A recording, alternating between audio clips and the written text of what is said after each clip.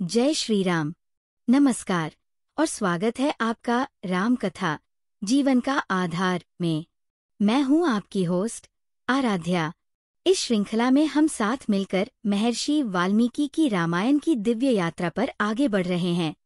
एक ऐसी कथा जो केवल अतीत की गाथा नहीं, बल्कि आज और आने वाले युगों के लिए एक जीवंत प्रकाश है।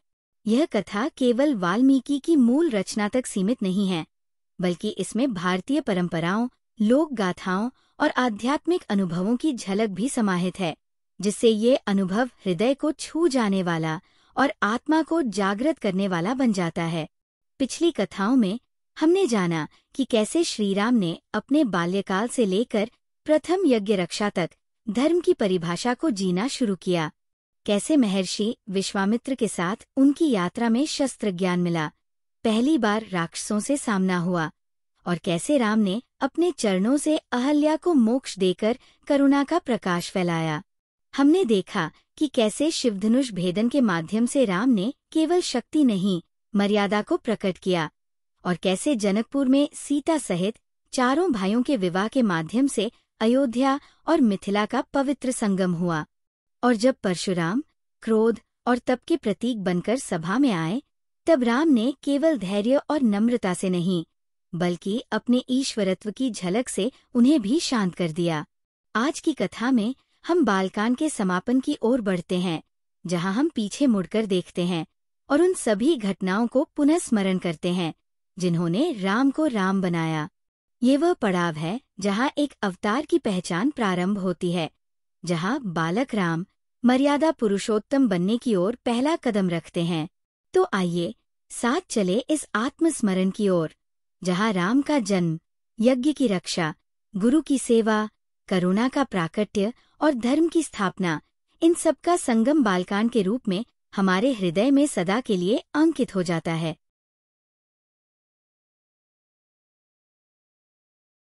कथा की शुरुआत होती है महर्षि वाल्मीकि से, एक ऐसे महान तपस्वी जो स्वयं जीवन की गहराइयों से तपकर निकले थे।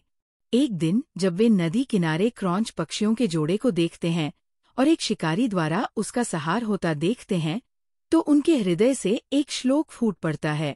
दर्द, करुणा और न्याय की पुकार से जन्मा वो श्लोक कालांतर में रामायण का प्रारंभ बनता है। उसी समय प्रकट होते हैं ब्रह्मा जी और वे महर्षि से कहते हैं, हे वाल्मीकि, ये श्लोक केवल एक रचना नहीं, ये त्रेतायुग की सबसे पवित्र कथा का प्रवेश द्वार है। तुम राम के जीवन की गाथा लिपिबद्ध करो, जो सत्य, धर्म और मर्यादा के परम प्रतीक है। मैं तुम्हें दिव्य दृष्टि देता हूँ, ताकि तुम वह सब देख सको जो हुआ, हो रहा है और जो होगा। इसके बाद हम सूर्यवंश की राजधानी अयोध्या पहुँचते हैं। यहाँ राजा दशरथ के जीवन में एक अधूरापन है, संतान का अभाव। वे महर्षि वशिष्ठ की सलाह पर पहले अश्वमेध यज्ञ और फिर पुत्र कामेष्ठी यज्ञ का आयोजन करते हैं। अग्निदेव प्रकट होकर उन्हें एक दिव्य पायस प्रदान करते हैं, जो तीनों रानियों में बांटा जाता है। और फिर शंखनाद से अयोध्या का आकाश गूंजता है, क्योंकि 4 चिरस्मरणीय पुत्र जन्म लेते हैं। राम, धैर्य और धर्म का अवतार; लक्ष्मण, भ्रातृभक्ति और तेज का प्रतीक; भरत, निस्वार्थता और आदर्श राजधर्म का स्वरूप; और शत्रुघ्न, सेवा और विनम्रता की साक्षात छाया। बाल्यकाल बीतता है और फिर आता है वो क्षण जब महर्षि विश्वामित्र अयोध्या पधारते हैं। वे राजा दशरथ से विनम्र निवेदन करते हैं, मुझे आपके पुत्र राम और लक्ष्मण चाहिए, धर्म की रक्षा के लिए। राजा दशरथ संकोच करते हैं, पर महर्षि वशिष्ठ समझाते हैं, यह कोई साधारण याचना नहीं, ये स्वयं समय की मांग है। राम और लक्ष्मण गुरु विश्वामित्र के साथ निकल पड़ते हैं। यही वो यात्रा है जहाँ पहली बार राम अपने शस्त्र उठाते हैं, लेकिन केवल धर्म के लिए। तारका और सुबाहु जैसे राक्षसों का वध कर वे केवल वीरता नहीं, यज्ञ की पवित्रता को पुनर्स्थापित करते हैं। गुरु विश्वामित्र उन्हें दिव्य अस्त्र शस्त्र भी प्रदान करते हैं, ब्रह्मास्त्र, पाशुपतास्त्र, वायु, वरुण, अग्नि के अस्त्र, ताकि वे न केवल शरीर से बल्कि आत्मा से भी तैयार हो सकें। इस यात्रा में राम को अनेक पौराणिक कथाएं सुनने को मिलती है।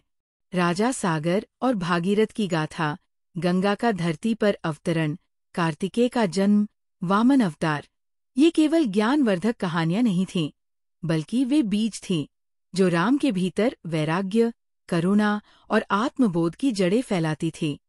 फिर आता है अहल्या उद्धार का प्रसंग, जहाँ ऋषि गौतम की पत्नी अहल्या, जो एक छल के कारण शिला बन चुकी थीं और वर्षों से प्रतीक्षा कर रही थी, एक ऐसे स्पर्श की जो उन्हें शाप से मुक्त कर सके, और राम का वह एक करुणामय चरण स्पर्श उनका पहला ईश्वरत्व का प्रकाश बन जाता है। इसके बाद वे पहुंचते हैं मिथिला, राजा जनक की पावन नगरी। राजा जनक ने प्रतिज्ञा ली थी कि वे अपनी पुत्री सीता का विवाह उसी वीर पुरुष से करेंगे जो भगवान शिव का धनुष उठा सके। वह धनुष, जिसे उठाना असंभव माना जाता था, राम ने न केवल सहजता से उठाया, बल्कि जैसे ही प्रत्यंचा चढ़ाई, वह धनुष भंग हो गया। सभा स्तब्ध रह गई और राजा जनक ने घोषणा की, अब ये स्वयंवर पूर्ण हुआ। सीता केवल राम की वधू बनेगी। और फिर एक ही मंडप में चारों भाई राम, लक्ष्मण, भरत और शत्रुघ्न का विवाह क्रमशः सीता, उर्मिला, मांडवी और श्रुति कीर्ति से होता है। जनकपुर उल्लास से गूंज उठता है। लेकिन तभी एक प्रचंड तूफान आता है। परशुराम, भृगुवंशी, ब्रह्म तेजस्वी, योगी और युग धर्म के रक्षक, शिव धनुष के टूटने से क्रोधित होकर प्रकट होते हैं। वे राम से तीखे स्वर में पूछते हैं, क्या तुम भी उन अधर्मी क्षत्रियों में से हो जिन्होंने धर्म और तप की मर्यादा को तोड़ा है? क्या शिवधनुष को भंग करना भी अब खिलवाड़ बन चुका है? लक्ष्मण तो पहले ही उत्तर देना चाहते हैं, पर राम शांत रहते हैं। वे शारंग धनुष को आदरपूर्वक ग्रहण करते हैं, जो स्वयं भगवान विष्णु का धनुष है, और सहजता से प्रत्यंचा चढ़ा देते हैं। तीनों लोग हिल उठते हैं। परशुराम स्तब्ध रह जाते हैं।